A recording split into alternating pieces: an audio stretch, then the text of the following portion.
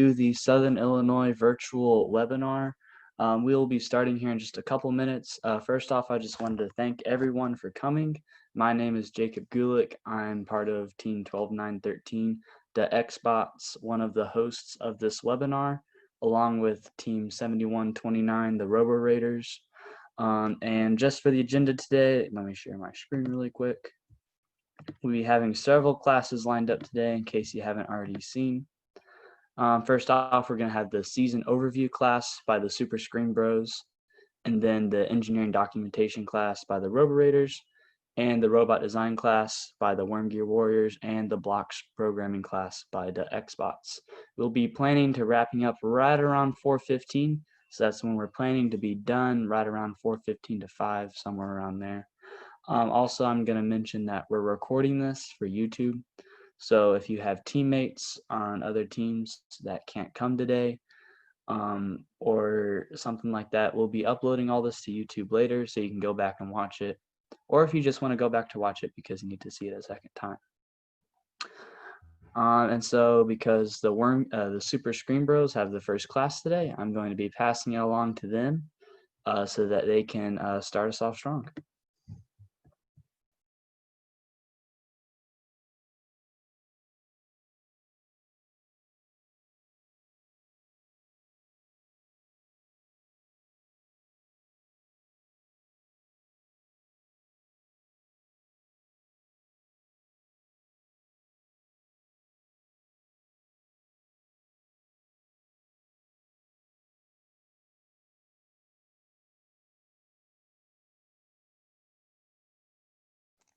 Alrighty, sorry about that brief delay.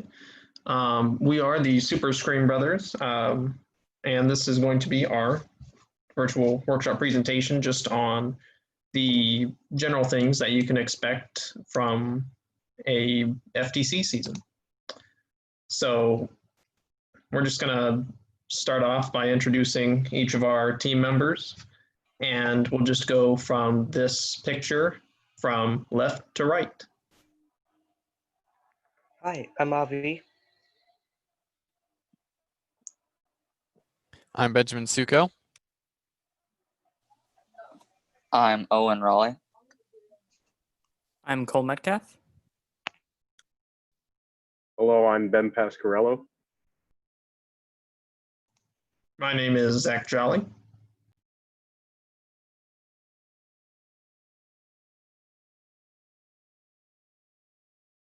Sorry, and I'm Noah Suko.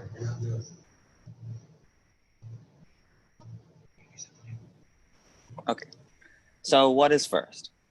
FIRST stands for Inspiration and Recognition in Science and Technology. Most of us know FIRST as the organization that hosts FLL, FTC, and FRC. FIRST's mission is to inspire youth to learn about STEM by having them compete in these robotics games. That said, FIRST is about much more than robotics alone. FIRST is also just as much about creating change in your community and building character through gracious professionalism and cooperation.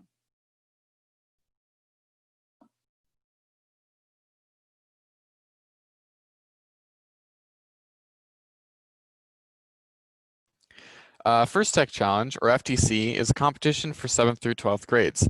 The goal of the competition depends on what you want to do.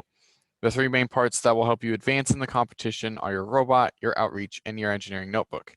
Each part is essential if you want to advance further in the competition, but that doesn't have to be your ultimate goal. If you really want to make an awesome robot that scores a bunch of points, then you can do that, and same with outreach. So, the engineering notebook, as mentioned, is one of the core parts of the season. Now, while I will do a brief summary over it, since it, again, is a very important part of the season, the engineering notebook will be covered more in depth by the Robo Raiders in an upcoming presentation, so make sure you pay very good attention to that. So, just to summarize, the notebook is essential for almost all major awards in FTC. So if you don't have one, then the likelihood that you will have any sort of advancement will be very low. And whenever you begin putting this together, or whenever your season starts, whenever you start doing things, make sure that you start documenting as soon as possible. because in a way, if something isn't documented, it didn't happen. And trust me, we do talk from experience. Whenever you're trying to take everything that you've done in an entire season and put those words to paper in the final week before your qualifiers, it's not fun. Don't try it. Try and document things soon after they happen. And in this notebook, there is a lot that goes into it. For example, just how the team has overcome challenges, outreach, meeting notes, robot design, any sort of calculations or math you've done, prototypes, evolution of code, successes, failures, future plans. There's just so much that goes into this. So just make sure that you keep on top of documentation, and just very important. And then for actual documentation tools, there are a variety of things and programs that you can use in order to do this.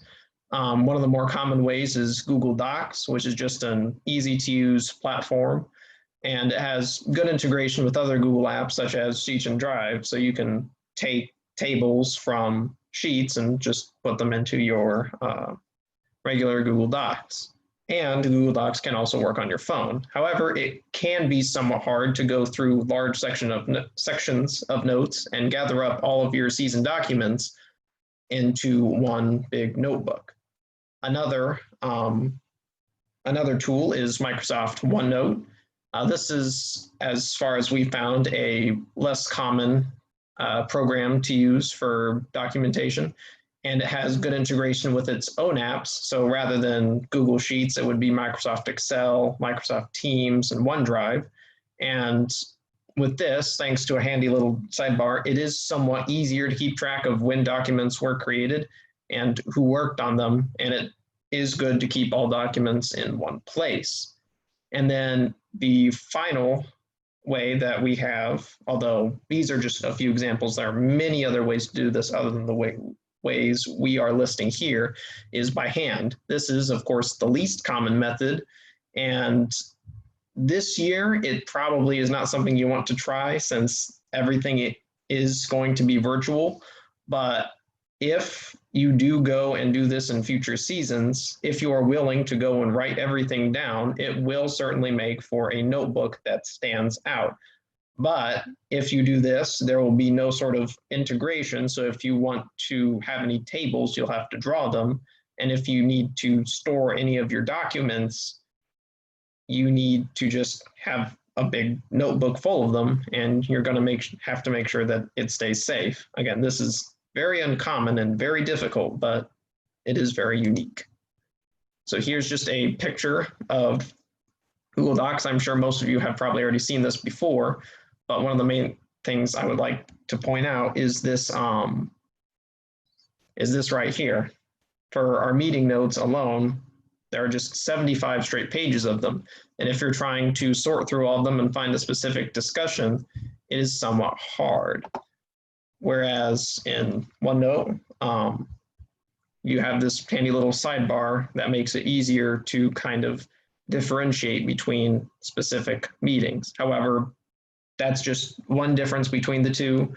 And while we have noticed other things between them, don't necessarily let this one thing determine which you use. It's always best to just experiment and find what works best for your team. And finally, in these trying and strange times, communication between team members is more difficult than ever. So a lot of these are very important at the current moment because you're going to have to make sure that your teams are meeting somehow. And since you might not always be able to do it in person, these virtual methods are the way to go. So starting off with Slack, this is a good application for keeping team discussions within one place, and it allows for channels to be made so that you can have specialized discussions. So rather than just having your programmers and builders trying to hold multiple conversations on the same string of messages, you can have special channels for each one. Slack is also good because you can still have a general channel for announcements so everybody can see them. Another good application is Microsoft Teams. It would integrate with OneNote and various other Microsoft apps, and it also has a messaging system like Slack. And then you can also do virtual meetings through Teams as you might with Google Meet or Zoom. However, it does require that you set up a Microsoft 365 account, which will cost unless you use non-for-profit status. Google Meet is just for virtual meetings, but it does work well. However, there is a 60-minute time limit, and it will only be free until September 30th. Zoom, which has pretty much become the standard virtual meeting platform for these times, is free and easy to use and is not going to be made unfree after September. There is a 40-minute limit to meetings instead of a whole hour. And then there are also many task management softwares such as Asana, Microsoft Planner, GitLab, and a whole bunch of others that are also very handy for keeping teams focused. So looking into task management software is something that our team would highly recommend. So here's just a picture of Slack. You can see that you have all of your various channels over here. So again, the examples of having different discussions, accounting, design, media, it's very useful. And you can also have just a general announcements channel as well. Here's a picture of Microsoft Teams. Here you have your messaging function. And then in this section, you can access like a team notebook in OneNote. And then you can also access this planning feature, which allows you to create tasks and manage what everybody's doing. It's very useful, but again, there are many other systems like Asana and Trello that you can use instead. You have a calendar function that allows you to schedule events and meetings. And then of course you have your voice call feature. To program your robot in FTC, you have two options: block programming and text-based programming.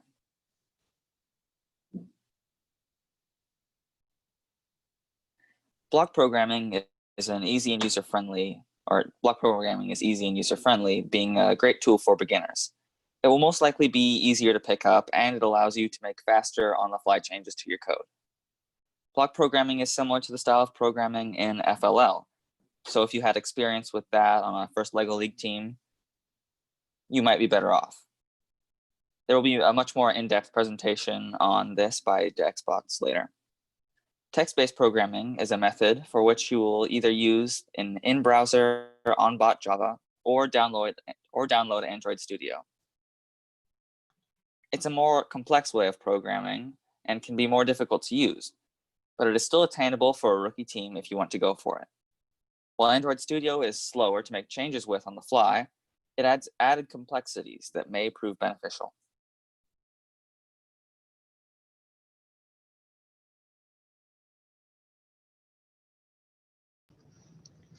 This is the build/design process that our team uses to get our robot up and going for the season. First thing you want to do is to analyze the current robot game and figure out which missions you want your robot to do. Some tasks may be easy but reward few points, and some tasks may be difficult but reward a high amount of points. See how many points you would earn and make sure you always have consistency. Maybe your robot can score a lot of points, but only 1 out of the 5 times. And say that 1 out of 5 times you're up against a really good alliance. That would mean nothing. Then you want to design it. Design your idea so that you can find problems. Design it in like a CAD program so that you can find obvious problems with it early and then build it, since you actually need a robot, and then obviously program it.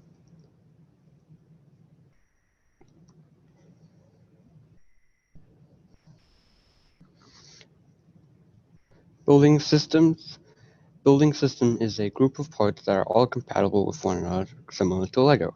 Building systems that we know of are Rev, GoBuilda, Tetris, and Actobotics, 8040, Vex, and there's probably a lot more that we don't know of. Rev and Tetris can be purchased through Pitsco when registering your team for a small discount. However, other companies offer bigger discounts for rookie teams at the beginning of the season.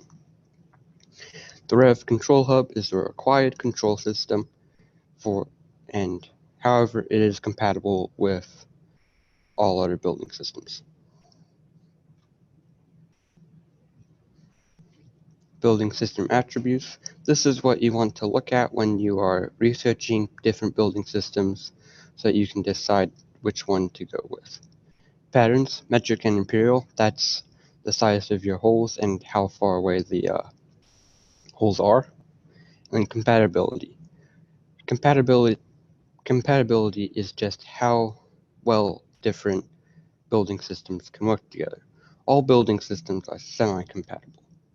Channel versus extrusion based. Channels are pattern based, which means the incremental sizes can lead to larger components. For instance, if you have an 8mm hole spacing and you had a part that's 12mm, you can't put anything else. You don't have any open screw holes for another 16mm.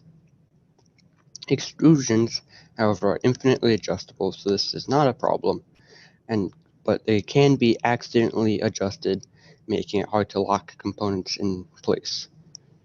So one of your components might show up to the competition and something just might not be working.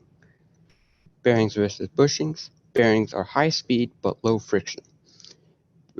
Bushings have a very high load capacity. No building system is best, and all of them have the pros and cons. Kit chassis. Most companies offer a chassis kit for you to get started out with so that you can focus on making attachments. Here are a few of them: the Andy Mark Tile Runner, the Go Builder Straight for Chassis, the Rev Starter Kit, and the Illinois First Jumpstart Drive Chain. And we personally chose Go Builder and we used this chassis because we had to pick up stones, and we decided that we could just slide the stones in the little gap in the front.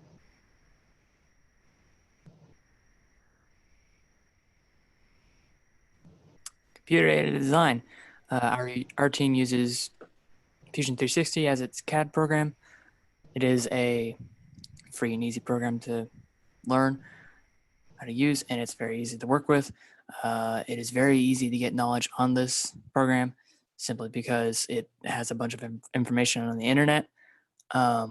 We use CAD for many functions to create 3D printed parts. So we print parts that we can put on our robot. We can carve out plates to put on the robot as well. We also use it to create the design before actually putting components together, so that when we have an actual plan before we build it. We also have a part numbering system that keeps the parts in order while we're going through the design. So on the left side of this picture, there's a list of parts, and as you go through it, that season we didn't have it sadly, but there are part numbering. Our part numbering system helps go through that. We can also keep track of the parts through our robot breakdown system, robot breakdown structure, and that is the RBS. The robot breakdown structure, also known as the RBS, is the structure that our team uses to keep track of our progress on the robot.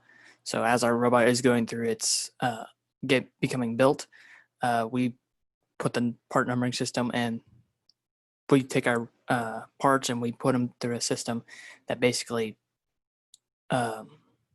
takes these parts and as we mark them, we will mark whether they're unfinished, if they're getting started, if they're close to finished, because typically something doesn't necessarily get to the full complete stage, because nothing is never fully complete, because there's always room for improvements. But this is also where our part numbering system is mainly used to keep track of our parts and to keep them in order. This is also, and this picture is part of the Rover Ruckus season for us.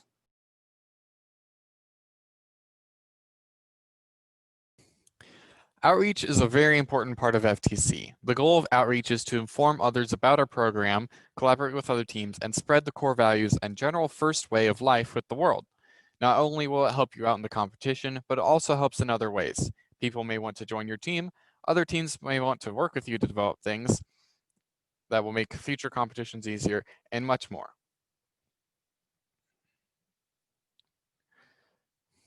So how do you outreach? Well, things like going to your public library and teaching people about FTC, working together with another team to develop a part for your robot, and talking with professionals about concepts for your design are all great ways to reach out to your community and make a difference.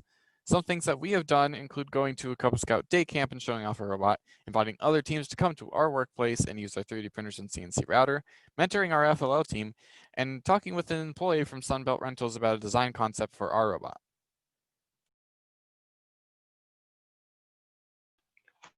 First, core values. There are core values that apply to our team this year. We express the first philosophies of gracious professionalism and cooperation through our core values. Discovery. We use our skill and innovation to cause good change to our community. Innovation. We use what we have learned to solve problems during our season. Impact. We have caused an impact in our community with outreach. Inclusion. Everyone's ideas and opinions are taken into consideration. Teamwork. When the builders had a problem, the programmers can help as much as they could.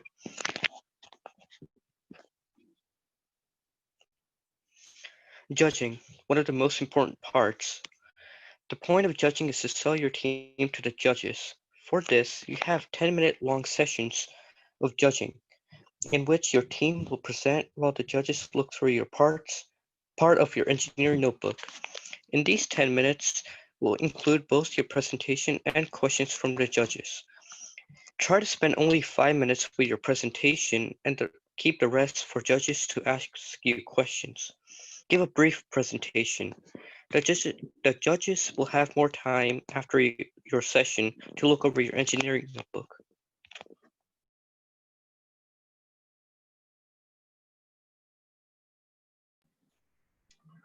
The general day plan. Now this will more than likely change due to COVID-19, but it's what is written on Game Manual Part 1, so it's what I went with for now. The main events of the tournament are in this order. The first event is team check-in. Once checked in, the coach will receive their team packet, which include drive team badges, a judging schedule, a map of the venue, and other important information. After check-in, each team must pass robot and field inspection in order to compete in matches. Inspection ensures that all robot rules are met. Judges' interviews, which were just talked about, take place after team check-in. The drivers' meeting takes place before qualification matches and is a time when the drive team meets with the referees. During this time, the head referee gives a brief outline of what is expected of teams. They will provide venue-specific information such as queuing paths and explain any signals and commands referees will give during matches. They may also answer any questions dealing with rules. Not on the outline is practice time, which is open throughout the competition and operates by a first-come, first-serve. Opening ceremonies are the official kickoff of the competition for the teams, volunteers, and spectators. During the opening ceremony, a competition official will welcome the teams, judges, and referees. Teams are randomly assigned to qualification matches and alliances. The qualification match schedule is available before opening ceremonies on the day of the competition. Alliance selection takes place after qualification matches. I will go more in depth on alliance selection in a bit.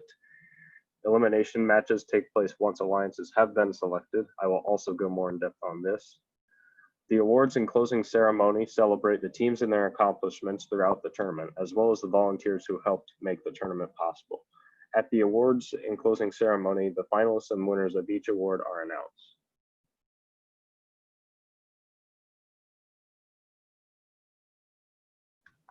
Meet events are only made up of the events listed and don't deal with judging or awards.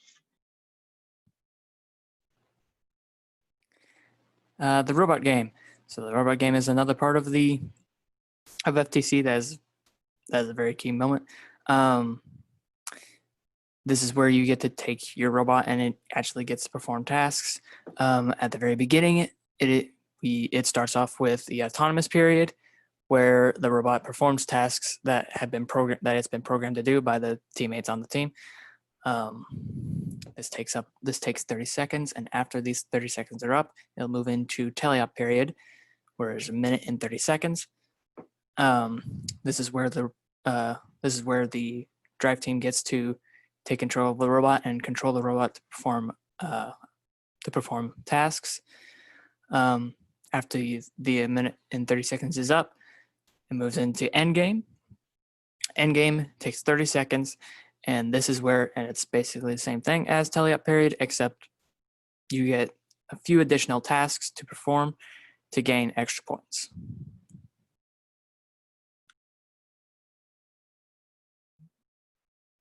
During alliance selection, the top 4 ranked teams are called to the floor before selection. The student representative of the highest ranked team can invite another team to join their alliance. A team is available for selection if they are not already part of an alliance or have not already declined an alliance invitation. If a team accepts, they are moved into that alliance. If a team declines, they cannot be invited to another alliance, but can select their own if that opportunity were to present itself. If a team declines an invitation, the alliance captain from the inviting team must extend an invitation to another team. It meets with 20 or less teams. The selection continues until all alliance captains have been chosen and have one alliance partner. If there are more than 20 teams, the same method is used for each alliance captain's second choice. All teams left after the lowest seeded captain makes their choice do not compete in the elimination matches. If one of the top 4 ranked teams joins another alliance, the next highest ranked team not already on an alliance becomes an alliance captain. So if the highest ranked team selects the second, third, or fourth ranked teams already called to the floor, the 5th ranked team becomes an alliance captain.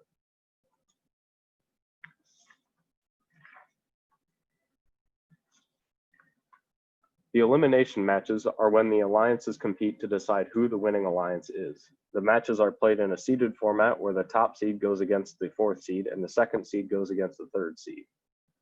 During the semifinals, seed number 1 and seed number 4 compete against each other, and seed number 1 is assigned as the red alliance and seed number 4 is assigned as the blue alliance. Now this is during semifinals match 1.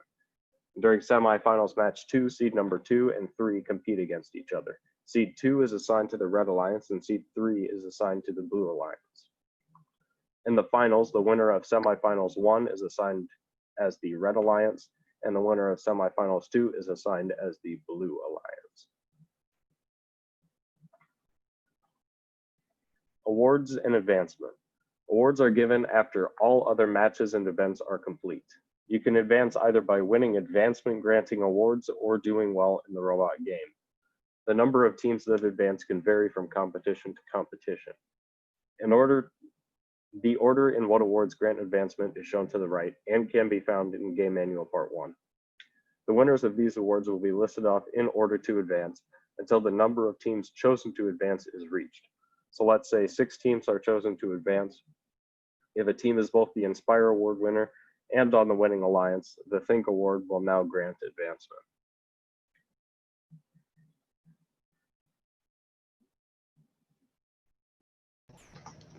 Changes for this year due to coronavirus.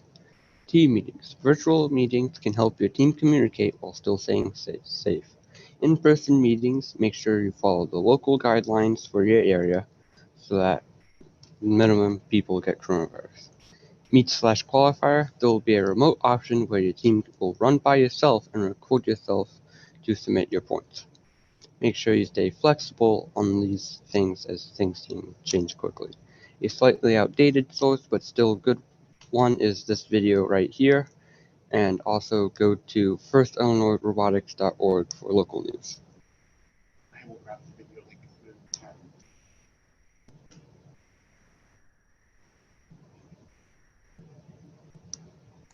And of course, aside from anything else, another one of the points of all this is just that as a team, you should have fun. don't completely take everything too seriously, and make sure to take times to just hang out with your team and enjoy just being around one another. And with that, do you have any questions for us?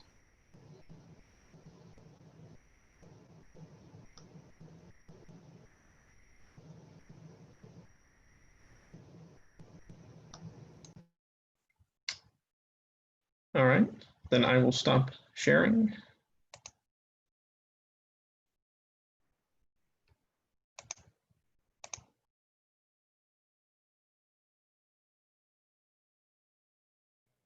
Hey, thanks guys. That was really good. So let me see. I'll start my video.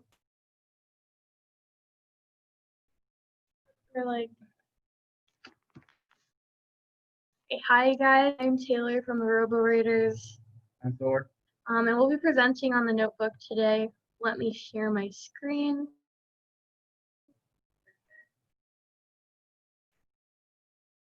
So yeah, this is the last. So we're going to be presenting on the engineering notebook. All right, so this year it's covering documentation, which is interesting because it won't necessarily be a notebook. We're going to be submitting it virtually. So engineering documentation is where ideas, sketches, and team thoughts are recorded in addition to the final production information about your team and robot. The journal your whole team will use to help everyone know what's going on, where you record your testing data, and it is a record of your abandoned ideas and prototypes. Make sure to keep your abandoned ideas and prototypes in there because judges like seeing where you started and how you've grown from there. You can also record meeting minutes and outreach events within your documentation. Why is documentation so important? All judged awards, well, in past seasons, have required documentation to be submitted in order to be considered for the award, not reward. But just remember this year we haven't gotten any information from the manuals yet on how the awards are going to be judged or anything on engineering documentation. So just be aware that some of the things we say might not be relevant to engineering documentation. Your documentation is the primary reference for your team. It records all thoughts at meetings and events, all ideas for robot design, all changes to the code, and game strategy. This allows for communication among your team. So a lot of the times we'll record our problems and how we solve them. So that way, if someone runs into the same problem, they'll be able to look back in documentation and see how someone was able to overcome that problem. It's very helpful in our control section when we document our code because that allows for people to go back and read about it and see how someone else was able to overcome the issue they were facing. And also with our outreach, it helps us because we like to record all of our hours and our people reached. So when we have all of those different entries, we're able to get all the information together very quickly because we documented it correctly. So it's really important so you have a track record of everything you did that season. The engineering notebook, engineering documentation is a tool you can use to show how your team works, what you do, and the concepts you are exploring with your sponsors and potential sponsors. So you want to make sure in your business plan you include your sustainability plan, your business plan, and how you plan on keeping the team around for a long time. Don't just record your robot, make sure you record on how you want to keep your team afloat and how your team functions. Make sure you're always documenting more than just the robot and how your team operates, your meetings, your meeting minutes, and things like that. So requirements in the past seasons. So this might not be a requirement for this season, but in the past seasons it has been required in your notebook. So engineering content that includes the robot design and processes. So make sure you document your robot from start to finish, from brainstorming all the way to the completed design at state or qualifier. So make sure you document every step of the way, not just your successes. Make sure you document all of the abandoned ideas and anything that went wrong. Don't document screwing in a screw. That's not that important. Just make sure you document all the steps along the way that the judges can look at and get some value from looking at. Team information, that includes information about the team and outreach activities. So that would include if you connect with professionals, outreach in your meeting minutes. So make sure at your meetings, if you have anything that's important, you go over that and you document anything. Like when we talk about our goals in our meeting, we have to document all of the goals that we're missing and all of the goals that we're achieving. So that way we can go back and look at that and see where we were at that point in the season.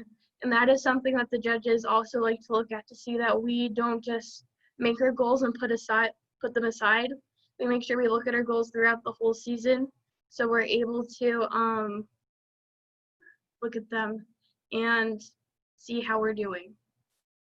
And then a team plan, that includes a business plan, goals, and a sustainability plan. So your business plan,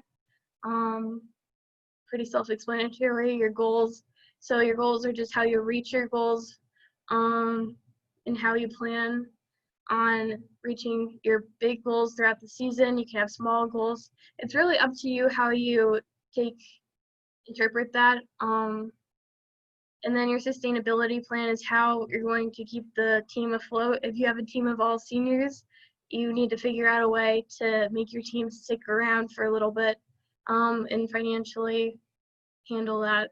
So that's pretty much all the requirements that have been in the past seasons. Besides having the number on the front, I don't know if you're going to need your number on the front of your engineering document. That hasn't been said yet. And then your summary page at the beginning was also a requirement in the past seasons. I just didn't list those because those are more for the notebook and not so much, I couldn't see them putting it in the engineering document. Here's some examples. Here's our template that we use for some of our sections for outreach. Make sure to put in the number of people reached and the number of hours that we were at that event, so we're able to see that and put it into our outreach chart so we can keep everything nice and organized. And then here's some nice pictures that we like to put in documentation. Okay, so the engineering documentation covers a lot of different areas. We want to show the development of the robot design, game strategy, team outreach, team organization. So for robot design, you want to see absolutely everything that goes on, from the initial brainstorming to CAD to fabrication to maintenance.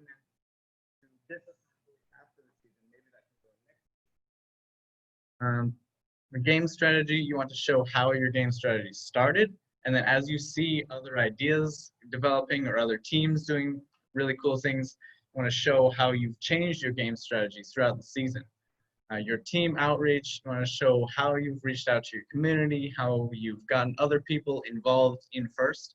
And then your team organization, you want to show how your team is structured, how you've set up your leads of the different areas, and then how everyone has a job on your team. In your documentation, you want to include sketches, discussions, team meetings, design evolution, processes, and obstacles. Sketches, judges love those, especially if they're done well and put in often. Don't be afraid to put in lots of pictures, lots of sketches, charts. Pictures are worth 1,000 words. Yeah, go with that. Discussions, you don't need to cover absolutely everything that was said in the discussion. Just try to put some bullet points with the major points that were covered during the discussion. That way you're not clogging up a bunch of space. You want to use bullet points so that the judges can easily see what you want them to see. For your team meetings, just cover the important stuff, just like the discussions. Design evolution, as I said before, from the CAD and brainstorming all the way to your maintenance. Processes that you use to come up with your ideas at the beginning of the season, as well as processes for creating your presentation and whatnot. And then make sure to document your obstacles that you run into. Judges love seeing how you've come to a problem and then resolve that problem. They love seeing how you figure out how to work around obstacles, work through them, find little loopholes around them. So if you can document those obstacles, that will really help you. The documentation tips. So don't be afraid to add a lot of pictures. Add photos of your events, robot, design process, and CAD. So make sure you add pictures from your outreach events so they can see the number of people you impacted. And we like to show pictures of kids having fun, so it looks like we're having a good time.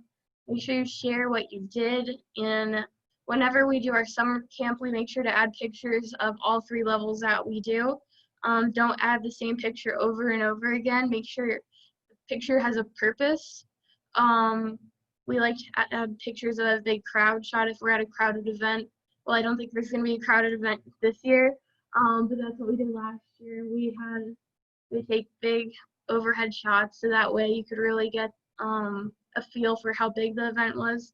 Make sure you take pictures of your robot throughout the season. We took pictures of it before. We took it at its first completed stage, before the first meet, before the second meet, before the third meet, qualifier, and state. So we made sure to take pictures at each major event that we had to compete at and add it and flag it as a development stage in our notebook. And then throughout the design process, make sure you take pictures of each subsystem throughout its whole design process. So that way it's a lot easier to convey what you built in pictures instead of words, because sometimes it's hard to describe things. So when you're taking the pictures and describing it, it adds a lot of value to that. So that way you're able to picture how it got from this stage to this stage. And then your CAD, that's also an important thing to add because it shows that you took the time to sit down and draft this all out before you made it. And it shows the process from the CAD all the way to the robot and how close those two came out and how you really put thought into how you're going to do that. Have a template ready to document in for clean and organized documentation. We use a template on Google Docs. We copy and paste it for each entry, and that allows for clean documentation and for all the documentation to be the same, and it's nice and organized. It's really helped us. Our template has changed throughout the seasons, but it's pretty much stayed somewhat the same. It's a really helpful thing because it allows for streamlined documentation, and you need to use bullet points in some of the documentation templates, so it allows for people to not write essays about what they're documenting about. Documentation should be organized enough that an outsider can understand your team and your journey. This is especially important in the robot design section of your notebook. Judges should almost be able to build your robot from scratch if they needed to, just by reading your documentation. That's something they really like to see in your notebook. Detailed documentation, but not too detailed that it fills up a whole page. You want to make sure that you're covering each step of your design process. So if someone had to copy your design process and build your robot, they would be able to. And all team members should contribute to the team's documentation. So for our meetings, we make sure when we put out our schedule, we'll assign someone to document it on the schedule. Their name will be next to it. And make sure all team members are contributing to documentation. So there's a voice from everyone, so there's different perspectives. And then when it comes to the robot documentation, there's different sub-teams and subsystems that people are working on. So that allows for everyone to be able to document about what they're working on. Okay, so for the engineering section, there we go. All designs and changes to your robot should be recorded directly into the engineering section of your notebook. So the engineering section will have your robot, the journey that your robot has taken throughout the season, any math or calculations you've done, make sure to put those in there. If you remember that you did math sometime in the season, you should actually go back and see if you can document that, because those are very important. Judges love seeing math. And sketches, calculations, as I was saying, sketches, there's a nice little sketch down here that is very detailed. It's better than just taking a picture and kind of pointing it out. If you can provide a sketch with detailed notes along it, that's very nice. And screenshots of CAD and images of your robot throughout the design process. If you can show the progression that your CAD has taken throughout the season, so have screenshots at different stages, maybe different milestones that your CAD has reached, that will be able to show how your robot has progressed. And that's one of the best ways that people can look back and possibly rebuild your robot from just looking at the engineering section. So here are a couple of examples. On the left here, we've got some documentation with a picture of our CAD. So this is a very early iteration. Later on, we will have more in-depth pictures of just the systems themselves and of the full robot. Make sure you don't just get a picture of the whole robot. You want to have the detailed sections as well. And then on the right, we've got a very nice sketch there. We've got some calculations, and also above it, we've got some explanations of the calculations. Just, we don't want to have only the calculations there and not say how we're using them. We want to show how we got to those calculations and how we've used them, how we've moved on them later on. But for your team section, start the team section of your notebook by introducing each team member and mentor brief biography. So we like to show a picture of each member, their grade, a fun fact, and their role on the team, what they expect to learn this season, and what they want to work on this season. It's just a nice way for the judges to get to know your team.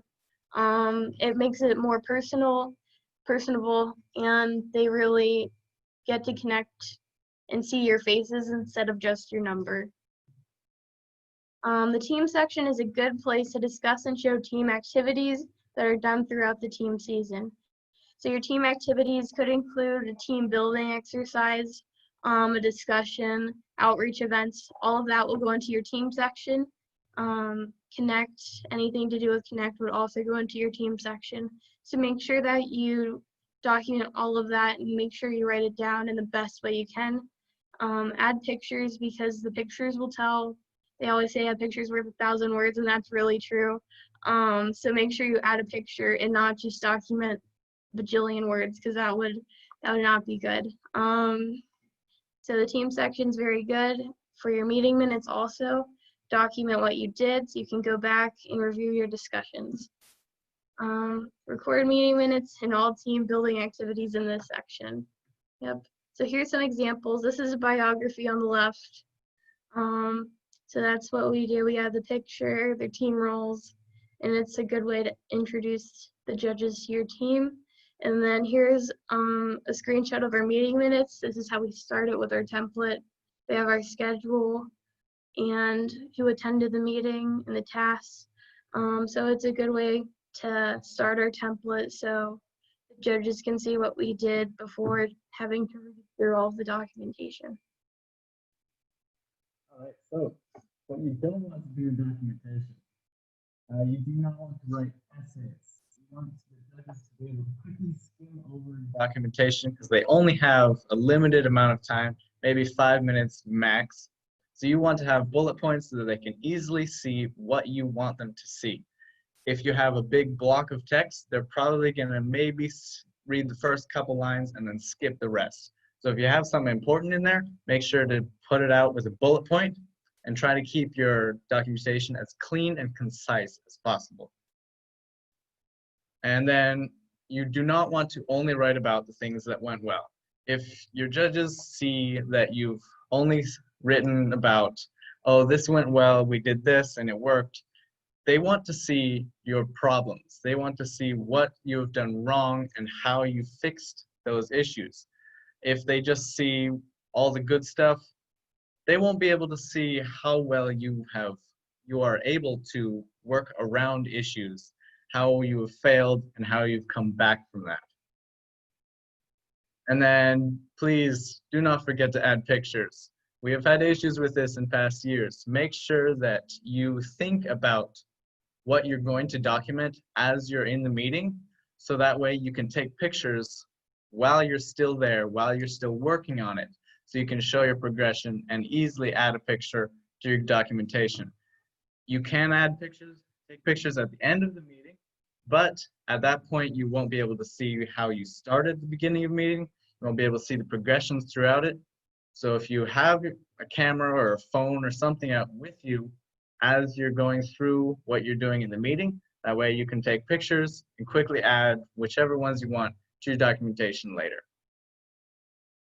So using bullet points instead of a template and a template to make sure your documentation meets your standards, that will help you to not write essays. As you can see, we've got a couple of examples here. We've got a purpose, so just a quick description of what you're doing, accomplishments, how you went about doing that, and then we've got a bunch of different bullet points there. We've had problem and solution, as well as a lessons learned, so we can show what we took away from solving that problem. And then at the very bottom, we've got a what's next, so that'll show our next steps from that. All right, so adding into your template an area where you can go over problems faced. I just covered this. So we've got a problem solution. That's pretty much it. Problem solution, what's next? Very useful. All right, and pictures. Make sure to add pictures. I cannot stress this enough. As you can see, we've added a bunch of pictures. This should be pretty standard, maybe 1 or 2 pictures per page, because if judges just see a block of text, they might just skip that page entirely. So make sure that you add pictures. So remember, this season is full of uncertainties. Be prepared to summarize your documentation to as small as 15 pages. Right now, the speculation is that it could be as small as 15 pages. So be prepared. I know our team is going to be writing a full notebook and then summarizing it throughout the season. So we're prepared for when that happens. So just watch the game manuals. Be prepared to have a very tiny notebook or documentation. Keep track of the important places in your documentation that can be marked on your summary page and tabbed. That's if you have a full notebook or a full engineering documentation. And then make sure you know what you will want to summarize about when you do have to summarize it to be as small as the game manual says. Any questions?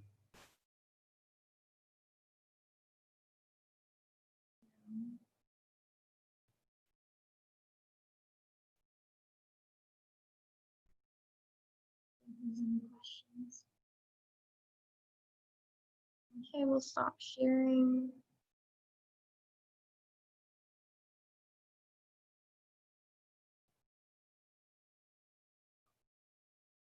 So next up will be the Wormgears with the design process.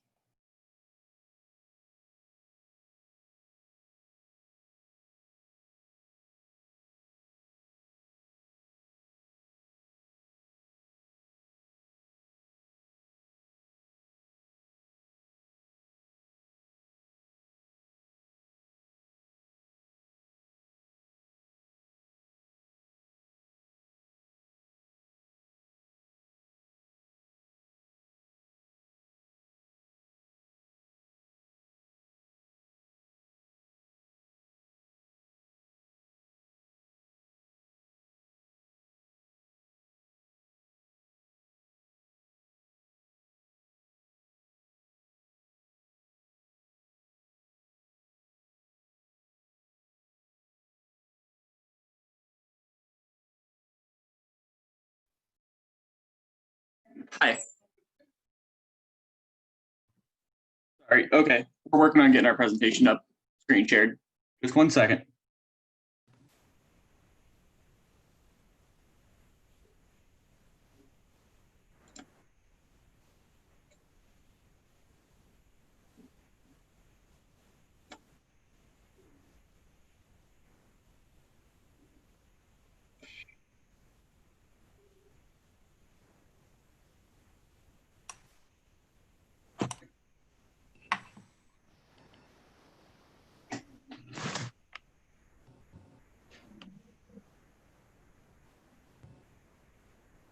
So we're the Wormgear Warriors. I'm Sloan.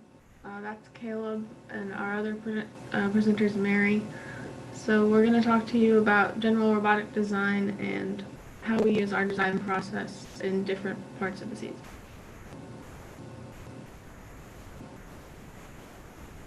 So the engineering design process is a set of steps that engineers follow to come up with a solution to a problem. In our case, the solutions involve designing a product that accomplishes a certain task. So whether you're designing a ball shooter or driving mechanism, each function on your robot should undergo the design process. And later on in the presentation, we will also go over other aspects that aren't mechanical related that also undergo the design process.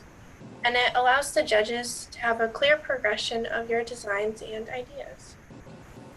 So our design process is 7 steps. We define the problem, conduct background research, specify our requirements, brainstorm ideas, prototype, test and evaluate, and then refine. Step in the design process is to define your problem. You need to ask yourself, what is the problem or need, and why is it important to solve? Because you don't want to be solving problems that you don't really need to be solving yet. And you have to remember, too, there's a difference between the symptom of the problem and the problem itself. For an example here, we use a smoking engine. That's not the problem, that's just a symptom of what the problem is causing. The real problem is the coolant entering the combustion chamber.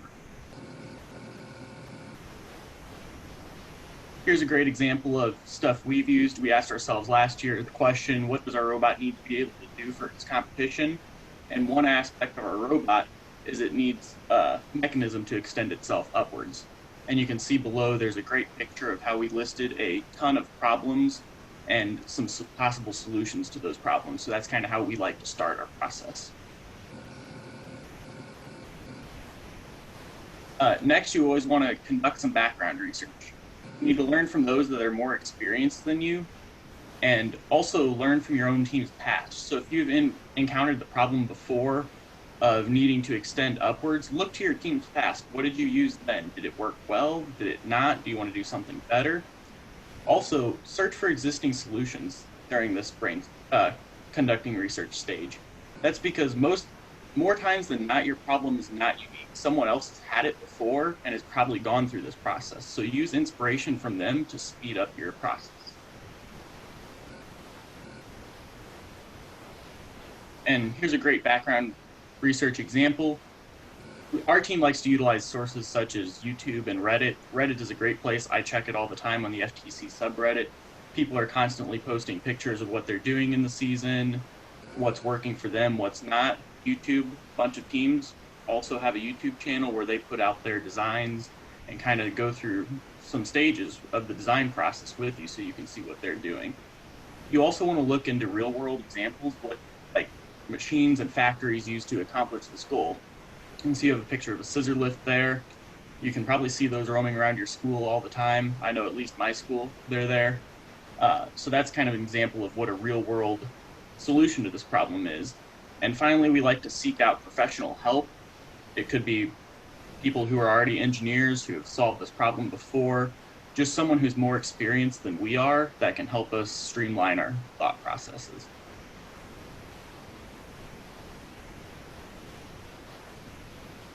Next, you always want to specify your requirements.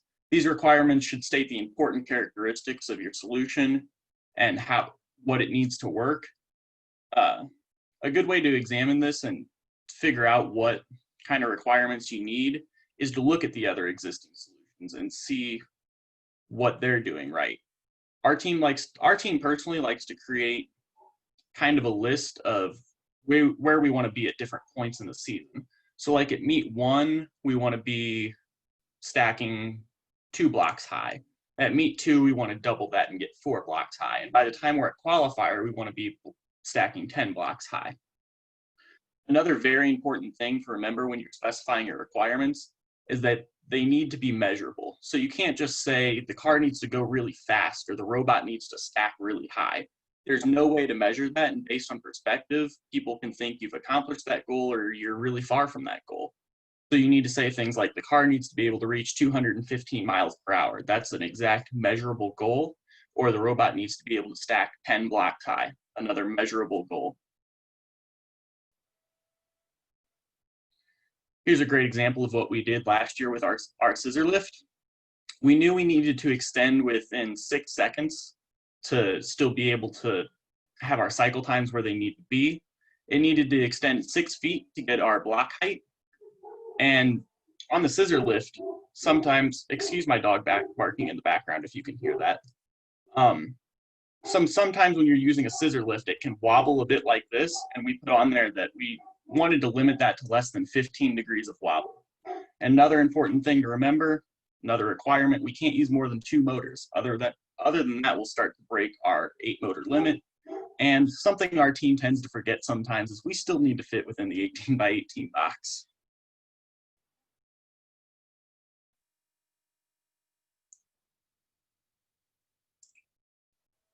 So here is some sample calculations of what we did last year with our timing belt on our drivetrain.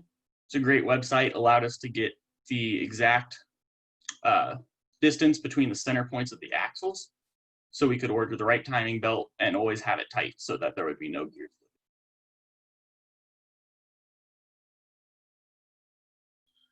So after you've specified your requirements, you always want to start to kind of brainstorm ideas. And during this part of the design process, you have to remember there are no bad or dumb ideas. You can take parts of one idea and parts of another idea and parts of a third idea that someone's had and bring them all together into one idea that you think will work. And as you're going through this, like it says here, you have to remember there's always good possibilities. You can analyze and draw out some things to help determine requirements. And afterwards, your team needs to always be prepared to look at all your brainstormed ideas.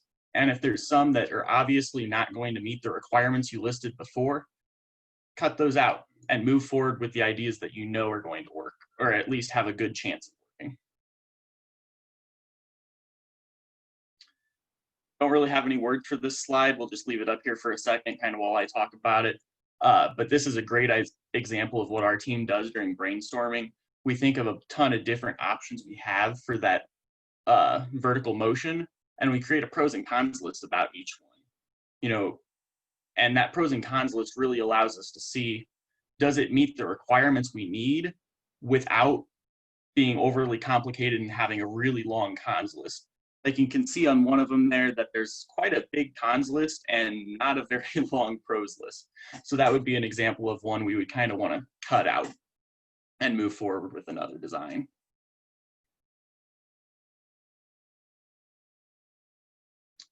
After you brainstorm some ideas, it's always important to prototype. And prototyping, you have to remember, it's not all about using metal and the final materials. Most of the time, our prototypes are made out of duct tape, cardboard, scraps of plexiglass, zip ties. We love zip ties. So yeah, this prototype is nothing fancy. It's just a proof of concept to see if your design can possibly work. We also like, another great way to prototype is through CAD. CAD allows you to kind of look at more of the final materials, pending away from the duct tape and cardboard, and really see what your design could look like, make sure everything fits together before you actually buy the parts to build it.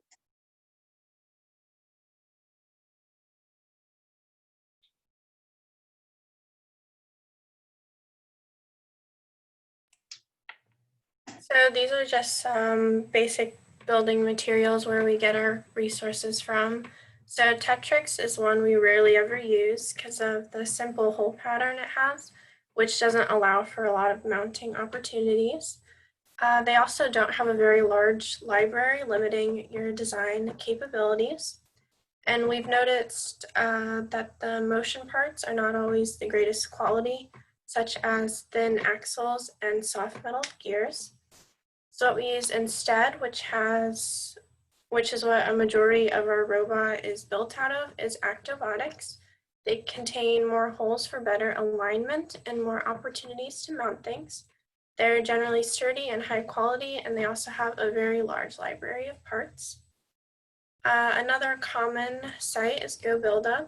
They're constantly developing new parts, being sure to keep in touch with the FTC teams. and us in particular, especially last season, we used for their motors.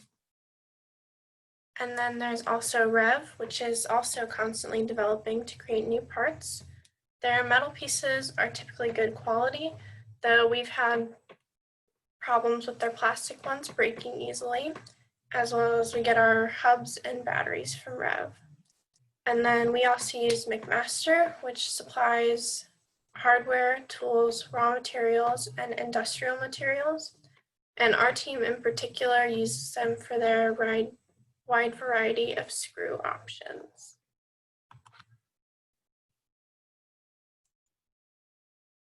So kind of the final step of the design process is testing and evaluating whether your design works. And this you also often repeat multiple times. That's kind of the refining part of it, is you build something, see what works, what doesn't work, and then you kind of jump back up to prototyping, prototype something new or make changes, and go back to testing and evaluating and see if that works better. And you go through this process. We go through this process the entire season, and I think most teams do, as you see what's working, what needs to be improved. And also during this phase, try not to use the cardboard and duct tape anymore. You're wanting to move to more of the metal parts like we talked about in the last slide, and concrete materials that you want to use that are good, sturdy, and make your robot look nice and perform well, hopefully.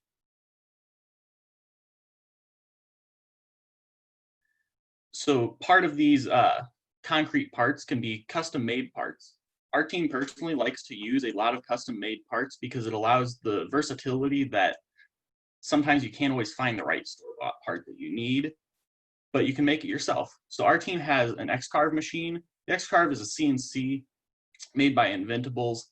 If you've ever seen the Wormgear Warriors robots, we often have these metal plates on a robot. This is kind of what we use to make those. This allows great mounting options and kind of leans us towards a more modular design.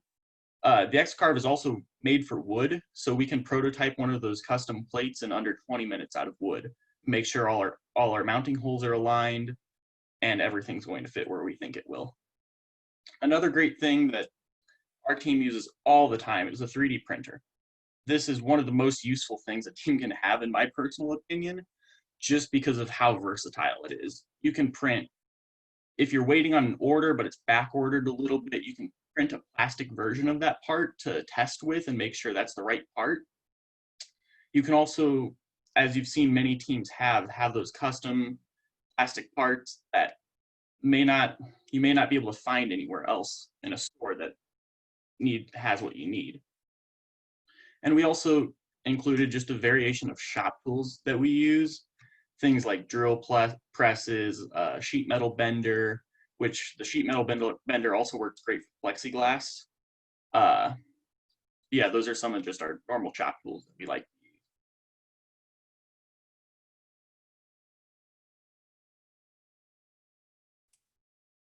So outside of mechanical, we also use the engineering design process, such as for team management.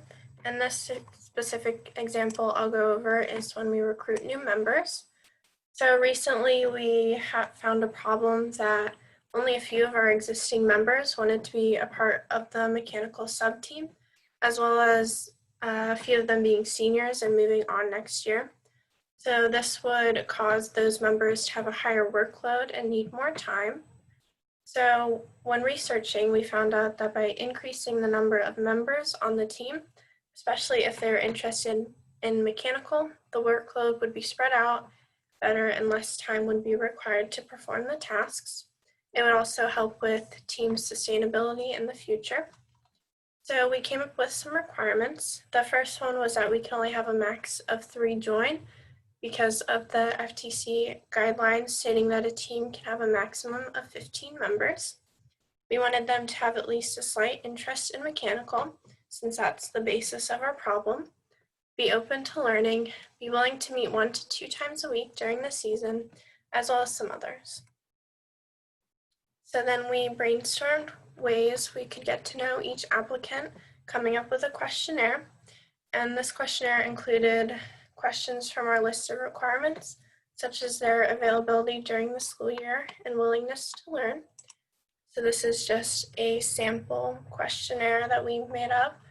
So it includes the First Inspires website as well as our own, so the applicants could have a chance to get to know us. And then we ask them basic questions such as their name, email, why they're interested, time commitment, and what they would like to do on the team. So we then proceeded to interview each of them, going over their answers and seeing how well they would fit into the team. This gave us insight on their character and skills, similar to how prototyping does with mechanical. So after a few members conducted the interviews, we convened with the rest of the team to determine who we wanted to join. And then the refinement is when we collectively decided to invite all three on the team, as they were all very enthusiastic and would mesh well with the existing members.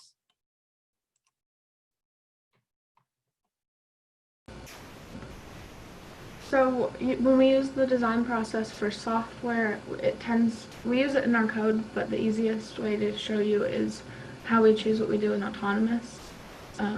So when we're researching this, it's usually the same thing that the mechanical team is working on. So figuring out how it's used in real life and such, like things like that. When we're listing our requirements, we figure out how many points we want by each meet, state, and then worlds. We'd like to assume that we're just going to get that far so that we can create a timeline. And depending on the season, and that we'll figure out how many points are possible by then.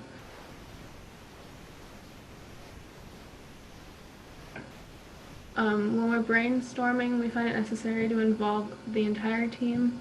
It's usually the first thing that we do after the game is released. We create a table listing the point values from low to high and the difficulty of these tasks.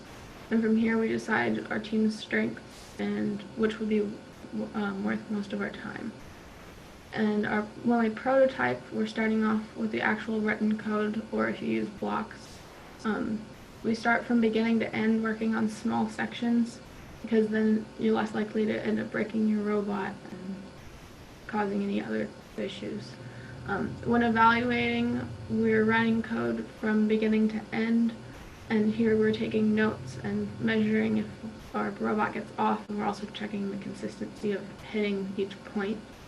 And then when we're refining, we refer back to those notes, and here we're changing little numbers, not any like direction changes or anything. And this is when we make sure that it's consistent and scoring the same thing every time. So here's our information. Thanks for your time, and if you have any questions, we'd like to answer them.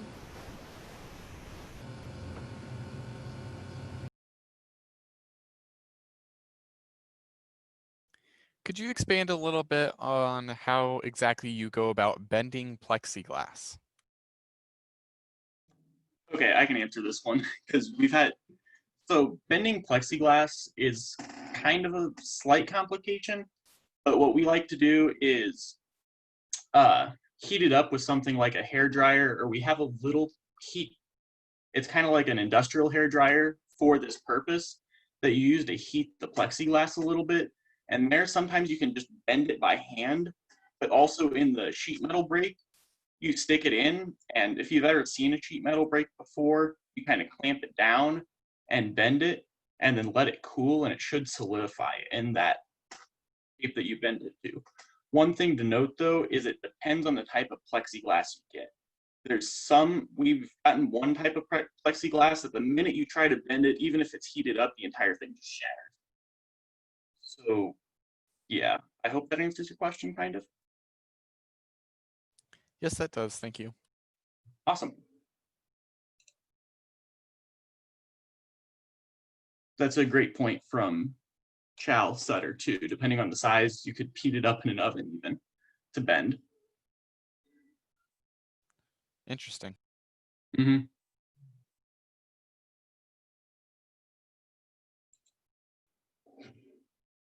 Any other questions from anybody?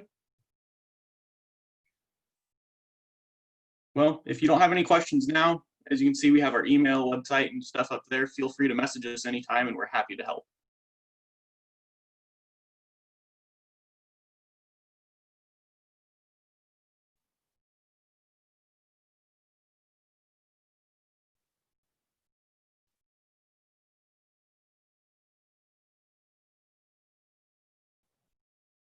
So it looks like the Xbots are having some technical issues. They said they disconnected from the Wi-Fi. So if there's any questions you guys want to ask in the meantime, just about anything, I guess, feel free to ask. They'll be, oh, I think they're here. Sweet. Hopefully they're ready to present. But if you have any questions, feel free to add them in the Q&A and we can answer them at the end when we have time.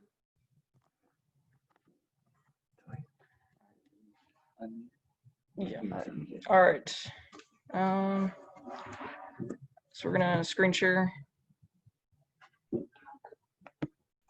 think I'm doing that right. Yeah. Okay, so I'm going to teach you guys about blocks and the basics of kind of how to use it and what it does. So blocks is great for like first year teams or like first year programmers who are trying to get into programming with Java, but they're still kind of used to, or like they either have no programming experience or they're used to Mindstorms. And so blocks is similar to Mindstorms in that it uses like drag and drop blocks to construct the programs. So this is what our team used, not this exact program, but we used blocks for like our first year, maybe year and a half. And today I'm just gonna show you kind of how it works and how to use it. So right here we've got an autonomous in blocks. This is kind of what one looks like. So we can see, let me zoom out a bit. Okay. So the first thing I'm gonna do is I'm gonna kind of walk you through all the blocks that are on here and kind of show you what each one is. So we start with linear op mode. So these are the blocks you can use to kind of control the program. So we've got, you can kind of see what they are here. We've got, you know, sleep, wait for start, all that stuff.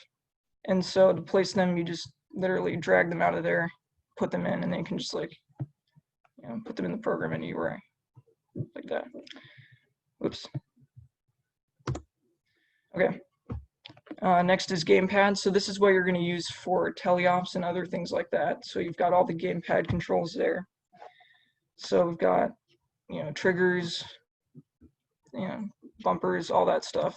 Again, it works the same way. You just insert it wherever you want in the program. Oops. All right, next is motors. So this is pretty simple. You know, you've just got like motor power, you know, mode, direction. So you can like run them with or without encoders, different things like that. For those who don't know, encoders basically allow you to like measure how many rotations the motor is gone. So next we've got sensors. These are kind of just, you know, different kinds of sensors. We've got, what are these?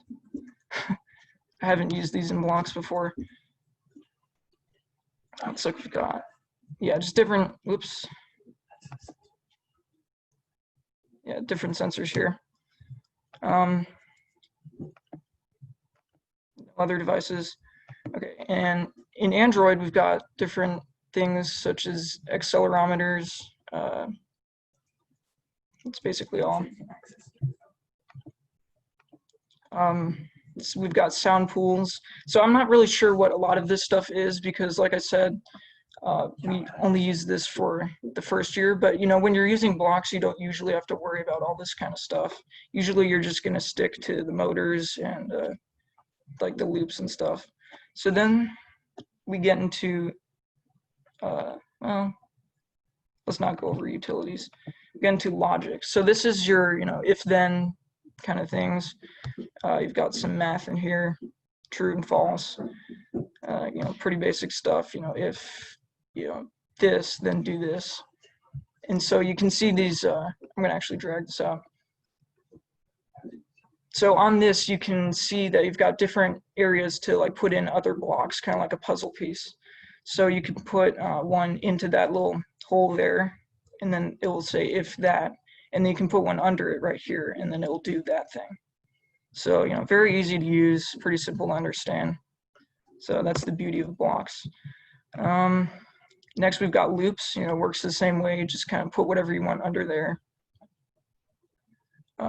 Got different options. And then some more math. So got all these different, you know, adding, dividing, multiplying, stuff like that. For text, you probably don't really need to use this much in FTC. You've got lists, variables, and you can create your own variables on here. Let's variable here. So then we made test, and then we can use that in our program however we want. Other things include like functions. So, you know, got those, and then miscellaneous. So we've got comment blocks. You can just put these anywhere in the program you want, and they're not gonna affect anything. So you can put it in there, put your text in. So that's kind of, whoops, that's kind of how the, or those are the different blocks. So now let's walk through the program. So first of all, we've got this big block here. It's run op mode. And then right under that, we've got the initialization blocks. So you put things in here such as motor direction. You know, you can do reverse, forward, different things like that. And then after that, you're going to do call, then the name of the program, and then wait for start. And then after that, you're going to have, scroll down a minute. So if the op mode is active, and then you literally just put in your program here in the order that you want. So right here in this example, we've got set mode, motor 1 and 2 to run using encoders, and then the same for 3 and 4. And then after that, we set the target position. And I think you can do other things with these. Yeah, you can do max speed, you can do power, you can do target position, velocity, whatever that is. After that, we have run to position, and then you can use, so this is like the same thing as that block up there. You can do run with or without encoders. You can do run to position, stop at reset encoder, different things like that. So each block has like multiple different purposes that you can use. What that'll do is this program here will use the encoder to, it'll set the target position of 2000 ticks, which is a little less than 2 rotations, and then the run to position is saying I want to go that far, and it'll then run the motors at full power that far. All right, so that's basic autonomous and blocks. Pretty simple. So I think now we can look at a teleop. So we've got one over here, you know, another simple teleop that we just threw together. So again, it's got the same kind of thing where you got run to or run op mode, and then you've got your initialization blocks, same as in autonomous. And then after that, we have a loop in here. So while the op mode is active, we're going to have motor 1 power set to whatever right stick Y is saying, and same for motor 2. And so that's just this right here is going to allow us to control the robot. So pretty simple stuff. You know, when you are on blocks, you can look through all these and kind of mess around with it. You know, that's how we learned it. We just kind of put things out, and it's really easy to figure out. So that's, again, one of the things that makes it really good for first-year students. Let's see. So another thing I wanted to discuss, it might have made sense to do this first, but how do you get here? So basically,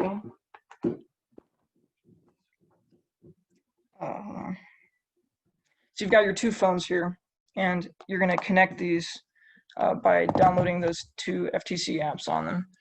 I'm not going to teach you how to do that here, but Once you do that, you can access the site, which I believe is a different address for your phones.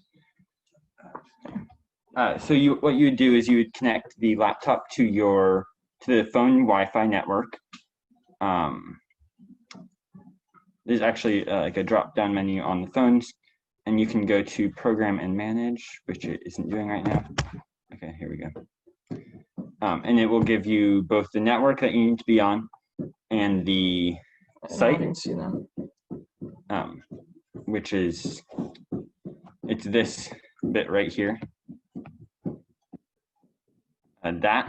That will get you to the network, and then there's a menu, and you can go to blocks or on about Java. Yep. Oops. So that's how you get there. Trying to think if there's anything else that we can cover about that. This is really short. I did not think it'd be this quick. Any questions about this?